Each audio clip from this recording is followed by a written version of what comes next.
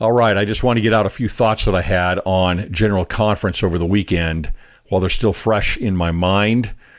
I think what I'm going to do is take a couple of the talks or perhaps some of the themes that seem to have,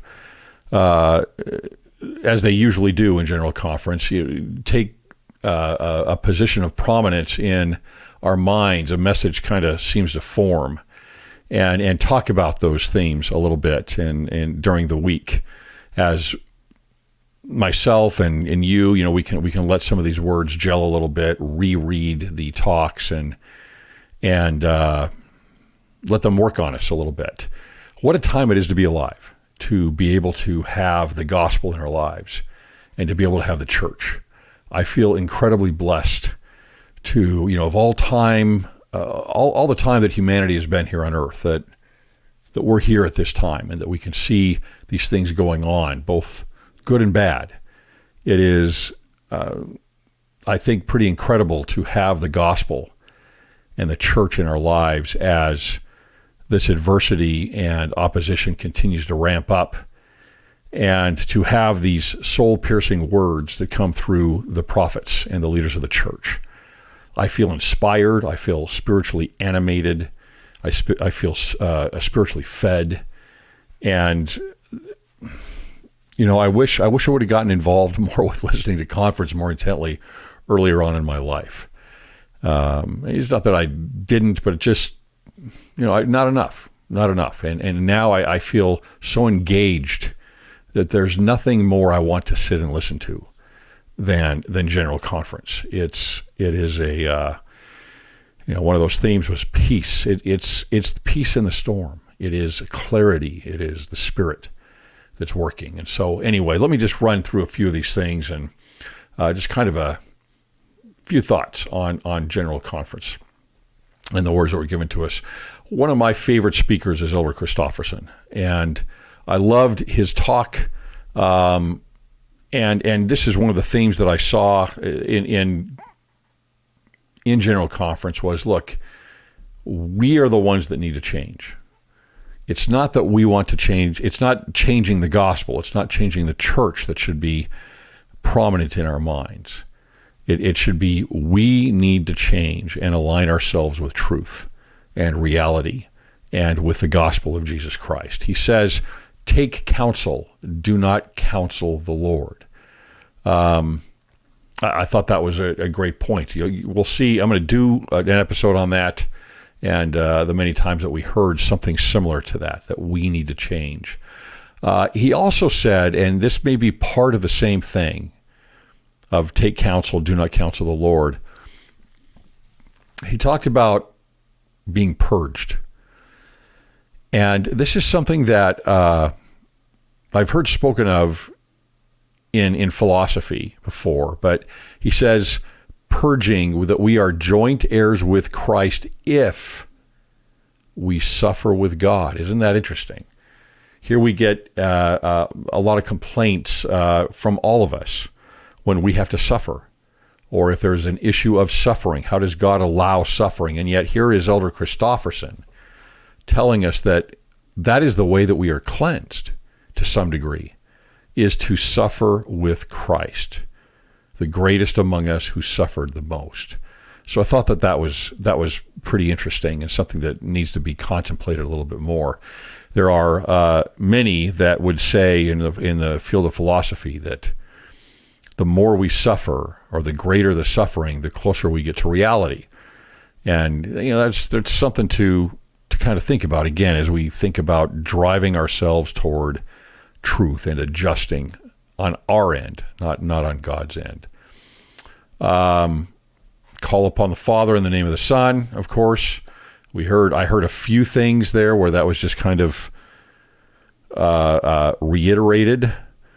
Of course, there's Elder Renland's talk that was very specific on these things. We'll talk about that also later on. I'm not going to do that now.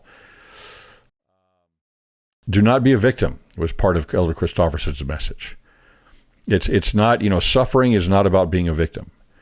Suffering is about reality. Suffering is about overcoming. Suffering is about being purified. Suffering is about growing. And sometimes that's what needs to be done. He gave the example of Alma and Amulek, where they were not to save those in the fire.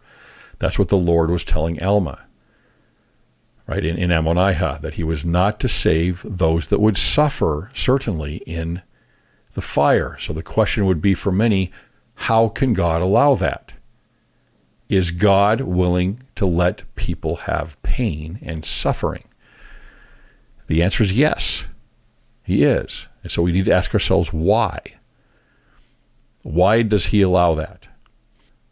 I loved the example that he gave of Peter at the gate of the temple, the gate which is called Beautiful, and the lame beggar at the gate of the temple.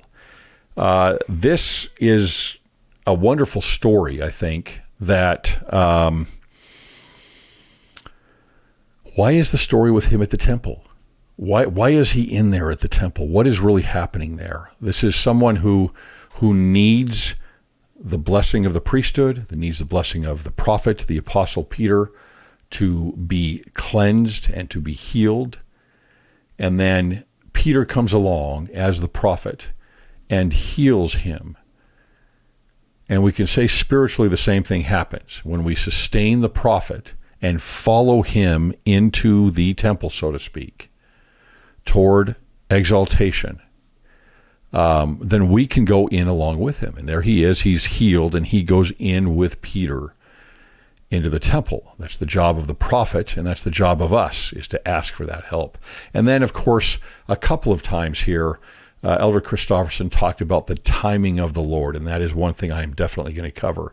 There's so much that comes up about the timing of the Lord in understanding who God is and how the plan of salvation works. There was a lot of talk with Brother Brad Wilcox and his youth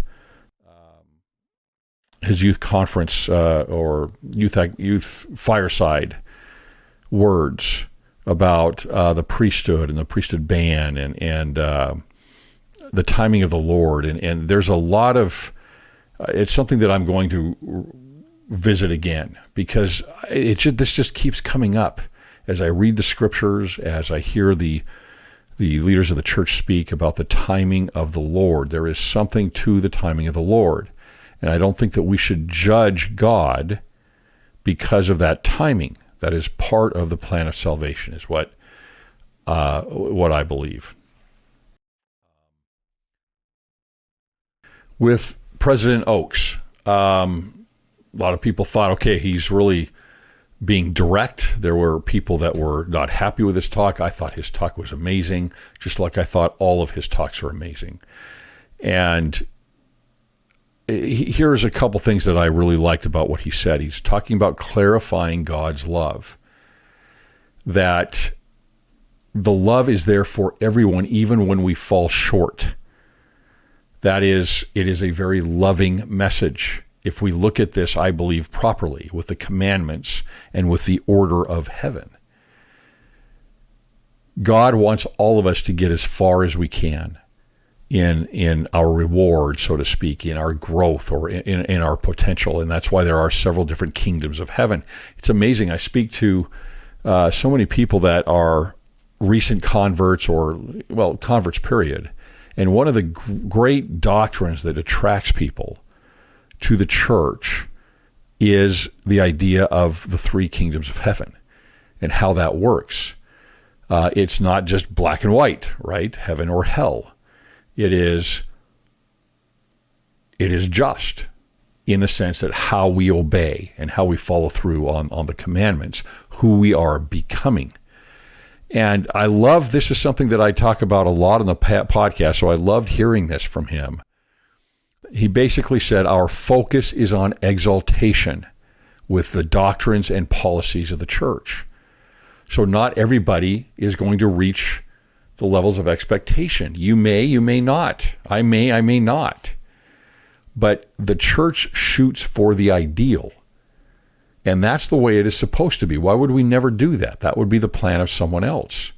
If we lowered the expectations, if we tried to change the commandments to lower the level of who we are supposed to come and who we are supposed to, how do we fulfill the measure of our creation, just so that we can bring up a feeling of maybe self-esteem or whatever it might be. That's the wrong approach. And you can't get rid of the ideal. You just can't. Even with people that struggle with it, you want to help them. What you do is you infuse more love and concern and bearing of burden and, more importantly, lifting up as best you can. So we fall short in that end when we don't lift enough to those that struggle more with some of these things. But I love that, right? It's the ideal that we're always shooting for. That's what the Lord wants for all of us to, as we study Come Follow Me right now, for all of us to arrive in the promised land as we go through all of our struggles in the wilderness. He spoke on marriage and a man and a woman and gender. He is confirming things that